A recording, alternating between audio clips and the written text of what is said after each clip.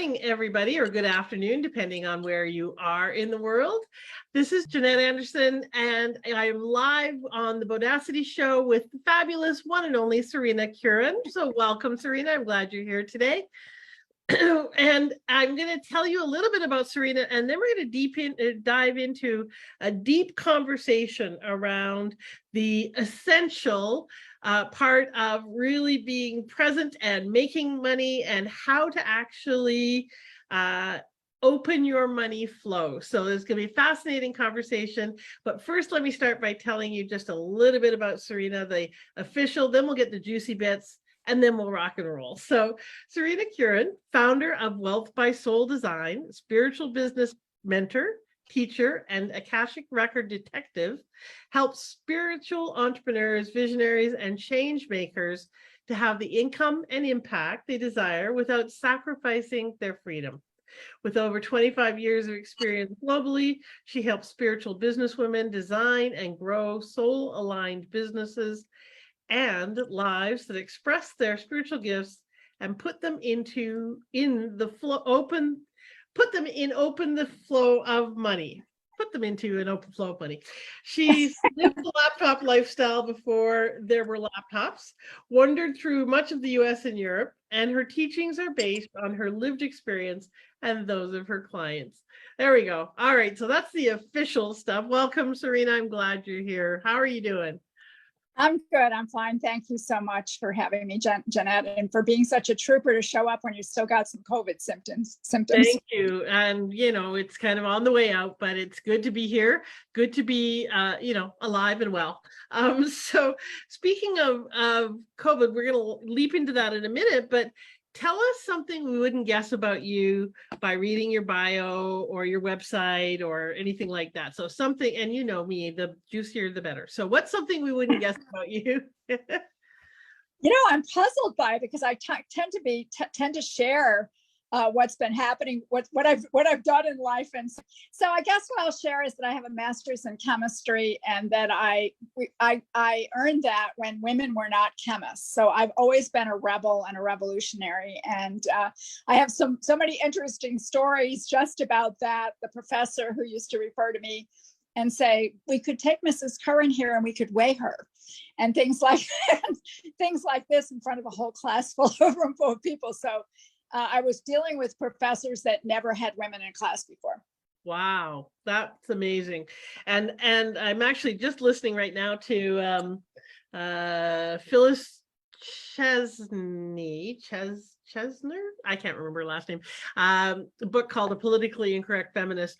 And it's not long ago that was the case, where women were kind of busting through limitations and through Right. problems and a lack of access and a lack of representation in multiple fields, including the sciences. We think of it as something, kind of distant past. Oh, it's all resolved. Nope, it's not. We still have pay inequity. We still have all sorts of issues and prejudices, especially, based on a lot of what's going on in the US right now. And it's not that long ago that it was really overt. Now it's just a little more subtle. There's a lot of truth in that, for sure. I'm glad you were one of those revolutionary and, broke down some barriers for people. That's awesome. You've been doing a lot of breaking down barriers in a lot of areas for your whole life. So tell me, we mentioned COVID earlier, and I know you just kind of came through it yourself.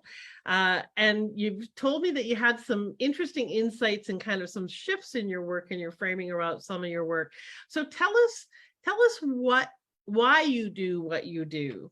Why are you so interested in this area and in Akashic Records and the work that you do? Why does that matter to you so much?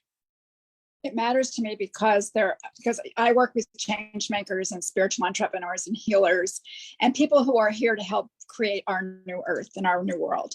And so it's extremely important to me that I help them to develop their business and grow their business and really get their mission accomplished, and that multiplies out into the whole world. So that's really what I'm here about, is really helping people to do that. helping those people to do that. Mhm. All right. So tell us a little bit about, we were going to talk today about the being in an essential flow state. Tell us what that means by that, what you mean by that. What does an essential flow state mean? Or being the Well, the number one essential for opening your money flow. Sorry. So tell yeah, us what you mean by that, and what is that number one essential? We might as well jump right to the yeah. Yeah, let's do that. So, the flow state is actually a receptive state where, and you're in alignment with your soul. If we, in us, we know that our soul's energy comes down through the center of our body. And this is the flow of energy. And when we're aligned with that, we're in that flow of creativity and receptivity. And this is a place where it's easier to manifest. When we're outside of that, we still manifest, but it's much harder to do. So that's really important. But the number one shift is, when I was a kid, I grew up with parents who were kids. So I had to become an adult at a very young age. And it meant that I never felt like I fit in my family. I always felt like I was I thought maybe I was adopted, and I felt like I was a misfit, maybe the black sheep of the family. And many of the women who do this kind of work have had that kind of experience. Mm-hmm. And so that kind of is an identity that they're carrying with them. And that identity is what we create from. Our identity is what we manifest from. So I always invite everyone to think about having the true identity, which is that each person here came here with their own special gifts, their own soul, which has its own unique qualities, and that their gift, their qualities are absolutely essential for us on the planet, for the cosmic plan. We can even make it big and say, you're a cosmic being and you're part of the cosmic plan. And when you don't, so if you have that mission, if you have that in front of you, that you remember that what you're doing is so important for everyone. It's just not about you, it's about everyone. This can guide you through difficulties. It focuses your energy on being that person and aligns your actions in your business. So that number one identity, instead of limiting you, asks you to expand into something bigger. And when you expand into something bigger and you actually in alignment with your soul, you expand the flow of money. So that's the number one shift you need to make, is that new story about who you are. And really embody it. So when you say that identity, you're talking about really seeing ourselves as cosmic beings, as having a valuable and important mission or reason why we matter to this. So really seeing that as part of our identity, who we are, right? Right, and not just valuable, but if you don't do your piece, it's missing. There's a hole that's left. That's how it's not even, it's beyond valuable. Like, it's precious. It's part of the whole puzzle. And so, you need to do your puzzle piece. And so when you start to think, and I can, from a personal experience, I mean, my first healing practice was in Austria. There's a long story as to how that all happened, but I can tell you for sure that because I felt like I was on a mission, I had been called to, first of all, I did not know what country I was going to live in when I'm back. I was called to live in Europe. I discovered I was a healer in between times and got a little bit of training. I didn't really know why I was going there. I had a little fantasy that maybe I was going to meet my romantic partner, but of course that didn't happen because that wasn't really what I was about. But I also think the universe isn't above giving us carrots. But at any rate, I got called to go live in Europe, and I didn't know what country or anything else. And I had to turn my whole life upside down. I mean, my kids moved out. I sold my house.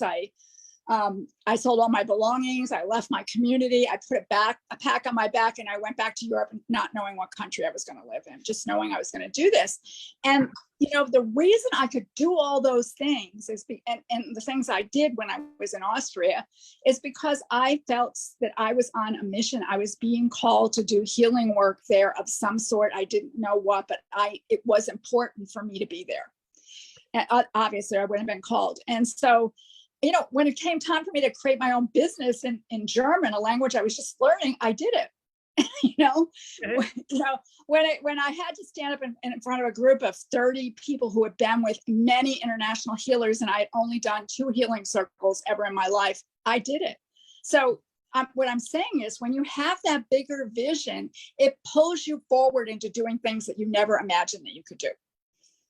So, Serena, tell us a little bit more about that. This is not the question I was going to ask you, but I think that's a really valuable and important thing for people to understand, because I'm sure there's many people who are hearing this and hearing you say, wow, you got a calling and you just kind of dumped everything and left and went to Europe, and that seems like really radical. And how Yes. did so I hear you in terms of the calling pulled you forward, but what was the mindset, if you can remember back then, that allowed you to, that gave you the permission, that allowed you to actually take action on that? Because I think a lot of people feel the calling, but they don't take the action. So what allowed you to take the action?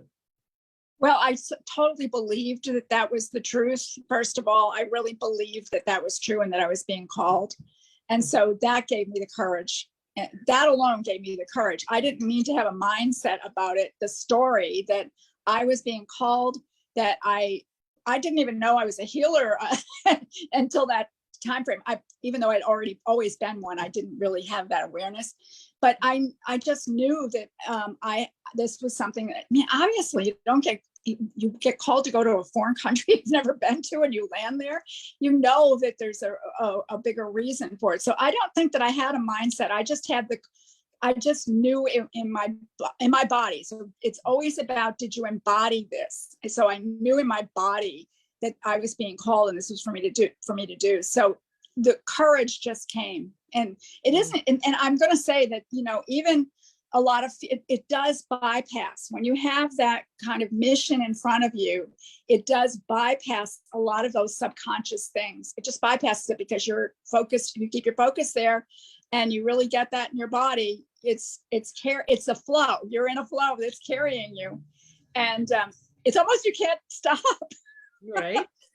Okay, well, so let's talk about the embodiment piece, because one of the other questions I was going to ask you is about embodying that identity. So this is kind of very similar to it. How do you embody that identity, that calling, that knowing of who we are? What are some really practical ways for literally embodying that?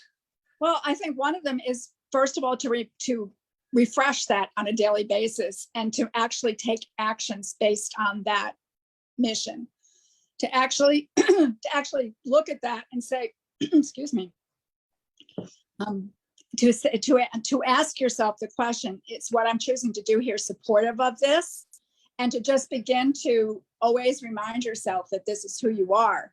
And that's what is embodiment, is repetition and getting it into your body, that's the truth. So just looking at it on a daily basis and asking, what are my actions here? Where's my focus to be, and what can I really do here to fulfill this? And it's also about, being in your body. First of all, a lot of people aren't in their bodies. So let's talk about that, because that's also how we deal with fear. Mm-hmm. Because when you're not in your body, a lot of times when people get fearful, the first thing they do is go out of their body a little bit. And so you always, if you're feeling fearful or you're concerned, even if you're looking at this mission and you do get like, I'm afraid, I don't know what I'm going to do here. And remember, you've got guides and teachers and everything else as resources. You're not doing this alone, but you can bring yourself back down into your body and feel your energy down into your feet. And also connect with the environment around you. It isn't just, a lot of times people talk about grounding, which is really important, but you also need to sit in your room and look around and connect with everything that's around you. And that's part of bringing yourself into your body. Nature can help bring you into your body, just going out and walking in nature. But the part about embodying that particular mission is just to remind yourself that's what you're doing, and to keep on feeding that mission and taking actions based on it. And as you take actions based on it, because actions is the physical body, then you're embodying it. Well, and one of the things that I often say to clients, and I know that you are a big proponent of taking actions, is people sometimes wait to get clear and then they'll act. But the best way to get clear is to take action. So always that sense of, you have a mission, you may not know what direction to go in. You may not have a sense of what that would look like lived into. One of the fastest ways to get some clarity around that is to simply take an action, reach out to someone, express it to someone, talk to someone about it, ask someone to work with you. Anything like that is going to get you more clarity about what's the next step? Does this fit? Does this feel like I'm embodying that process? So I love your Yeah. orientation toward get into action as a way to not only embody the identity, but also to really kind of see it and explore it and express it out there. So Yeah, so that's really important. But of course, I work with the Akashic records, so I'm going to say to you, we can look in your records and find what your soul is asked, what your soul gifts are, and how you can use them in business. So there is other resources besides just taking action.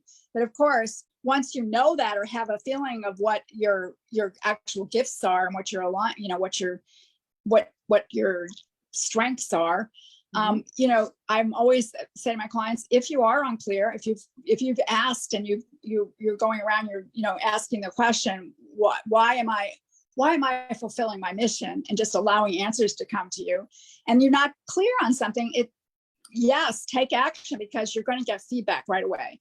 If it's the wrong action, you're going to know right away that it's the wrong action, and then you're going to say, "Oh, okay, so the other direction." So yes, we're here. It's all a big experiment. We're having a big experiment on how to do it. Exactly. Making it all up as we go along. So tell me a little bit more about, as people expand or we claim our calling, our identity, our who we are and that we matter, often that brings up reactions. Often our limiting beliefs will come up and start nattering in our head. And sometimes we're aware of them, sometimes we're not, but stuff comes up when we start to step out. So what are some ways of dealing with that when that does come up? What are some practical ways of dealing with it, calming it, putting it aside so that we don't get derailed? Well, for me, you need to process your emotions. So, there's a lot of things taught in manifesting world that are just not correct. And, there's a lot, of these issues around your emotions, and we always have to have a positive emotion. This is just not human. So sometimes we have emotions that are what we would call lower vibration or not such, and you know what? So I'm like, if you're feeling sad, go into it, dive right in there and find out what it's all about. Then it'll move. And one of the ways I teach it to do that is a simple way, which is to journal about it and use all your five senses and describe it, the color, the smell, the taste, and all of that stuff of that feeling, or just experience it. Sometimes we feel something coming up in our heart instead of, I remember having something coming up and I go, oh, yuck, that's really yucky. I don't really want that. And I went, no, let it up, because once it comes up, it's out. Otherwise, it's still in your field and it's still helping to create your future. So emotions, you want to have practices for nurturing positive emotions, like get up and dance, go out in nature, take a swim, do something really great for yourself. I met an Uber driver one day, and she said to me, she was a joyful lady, and she said to me, I tell my kids every day, do something that brings you joy. So just that, do one thing every day that brings you joy, because the bottom line is, the more joyful you are, the more fun you're having, the more flow of money you're going to have, in alignment with what your soul is asking you to do. So, it's twofold. It's one, process the stuff that comes up. I don't believe in going digging around for blocks or anything like that, because when you do that, you're going to find them. You're always going to find what you look for. Have some practices for raising your vibration or making you feel good. Do something that makes you feel joyful. Sometimes if you get bothered by the news or you get upset by it, because everything around us is fear mongering. There's all this stuff that's saying, be fearful of this, be fearful of that. And if you look at the news, it's almost all of it is like, this is what might happen. Mm-hmm. And forget it, don't spend your time on what might happen, because it might not happen. And if you worry about all these things, you're wasting your energy. Just stay in the present moment. That's another really important thing for embodiment, is be here now in this present moment, not drifting back into what happened in the past and not worrying about what's going to happen in the future. Right here, in this moment, that's your point of power. Absolutely true. And speaking of point of power, and one of the things we were talking about was flow of money. How does expressing your feelings, being present in your body. How do all of these things, what do they have to do with flow of money in our lives? Well, your emotional, so let's think about how something gets manifested. You have an idea or a concept, and it grows. You imagine it. You think it looks good, and you decide you've got great energy around it, and you decide to do that. So, the emotional frequency, or how you feel about it, like whether it's joy, whether you feel joyful or whether you're feeling like, oh my God, what am I doing, is going to affect your ability to be in the flow and to have things manifest, right? Because the universe is joyful, loving, kind, compassionate. So if you're not in that, you're not in the flow of the universe, shall we say.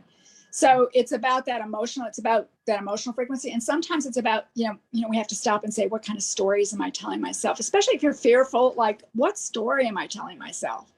And take a look at that and rewrite that story. Let's not tell ourselves. I always say, if anybody's ever seen Rashomon, it's a classic film in which many other films are based on, in which there is a murder and 3 people see it, and 3 people have completely different points of view, because none of it's true. So just remember that any story you've made up, none of it's true. Make up 5 more and pick the one that's the most empowering.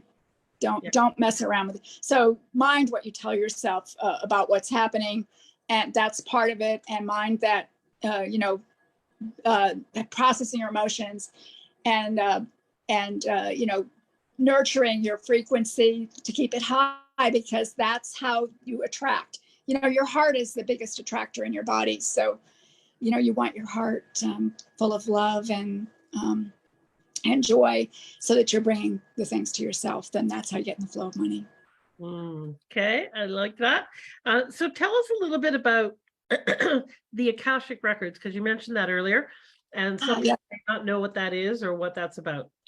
Yes, thank you. Of course not. So the Akashic records is like a library, and every soul has a record in there. So it's a library of all the souls that ever existed and everything that ever happened to them. And so you can use the Akashic records in a lot of different ways. So you can go in and read them and find, like I read them and find people's soul gifts and tell them how to use them in business, and do some clearing of things that are interfering with them being able to express. And that's a whole other story. And it also is information in there about how you manifest. So there's that part of the Akashic record. So there's your past.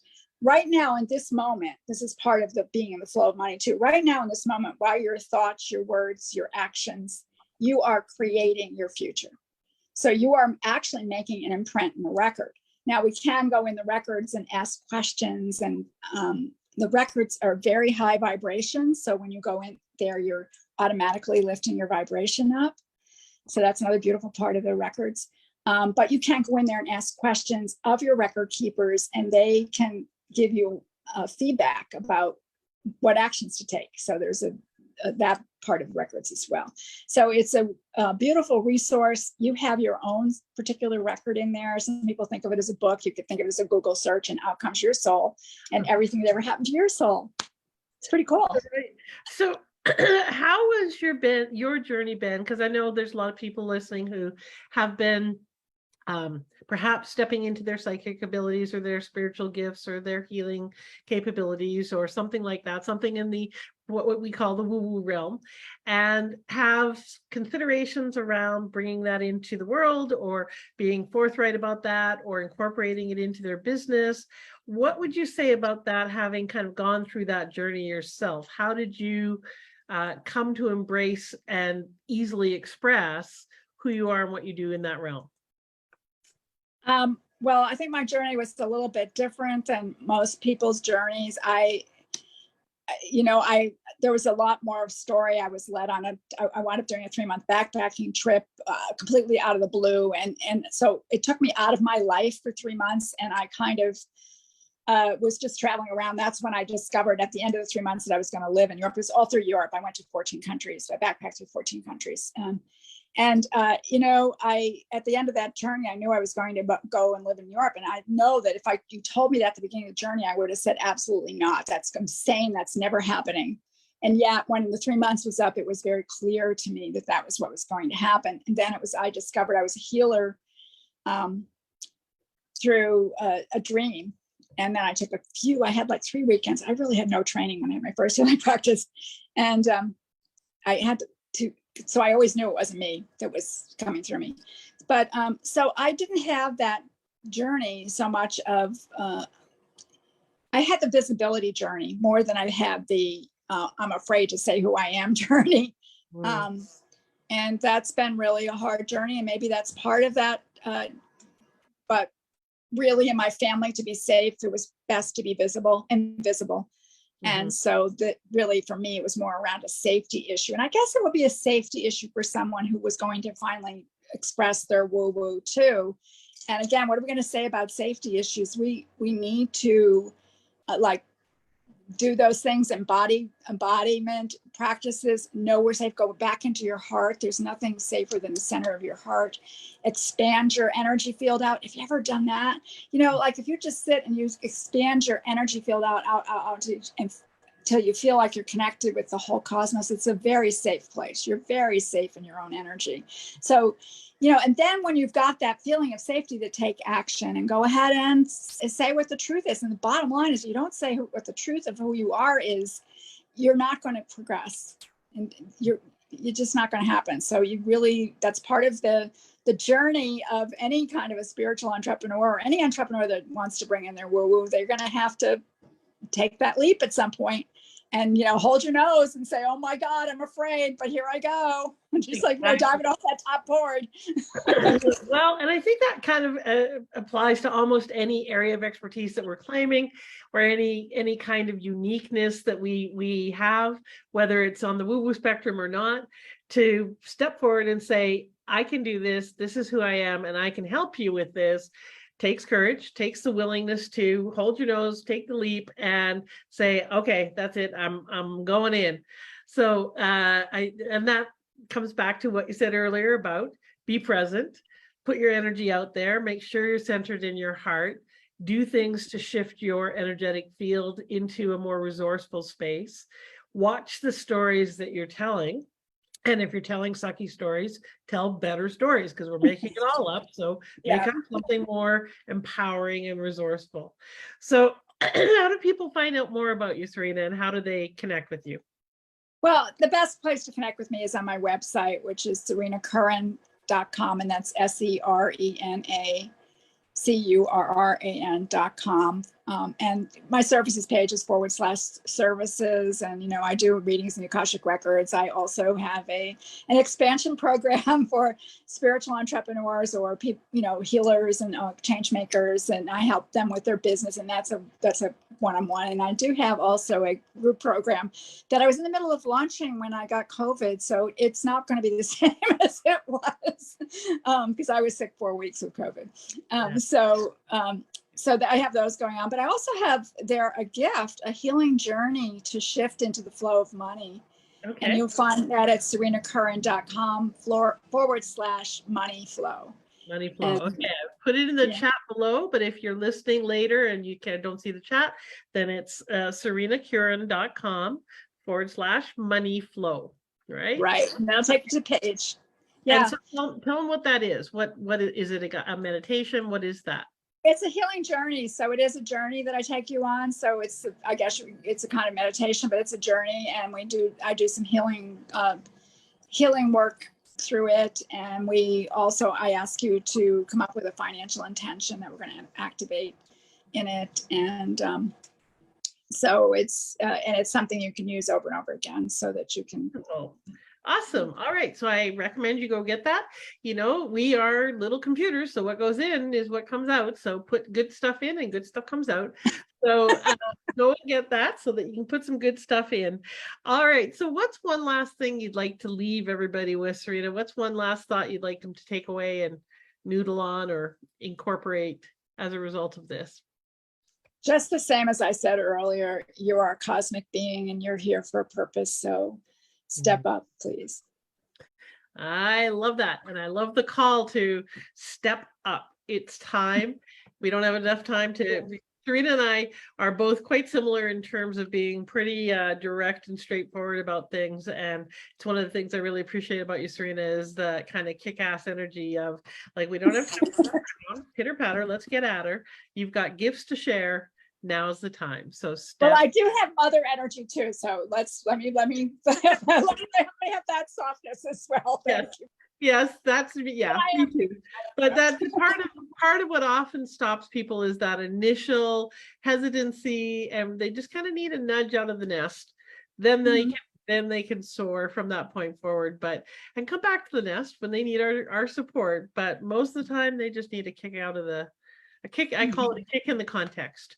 So thank you very much Yeah. for being here. Thank you for bringing your passion and your belief in people's real value that they provide, that they are such a critical part of what makes our world really, really better. And so I love your stand for that. I love your passion for that. And I encourage you guys to reach out if you would like an Akashic record reading. If you would like to just find out more about what Serena does, please reach out to her at serenacurran.com. Yeah, Thank you. there's a place there. There's a place there to get a free call as well. So yeah. Perfect. Awesome. All right, my friends. So as part of this discussion, we talked about if you want some clarity, go take some action. So what is one action step that you can do right now? One of them is download that free gift.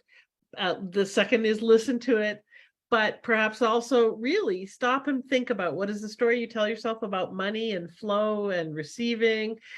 Start to tune into what those stories are, and are they supporting you? Are they taking you close to where you want to be or further away?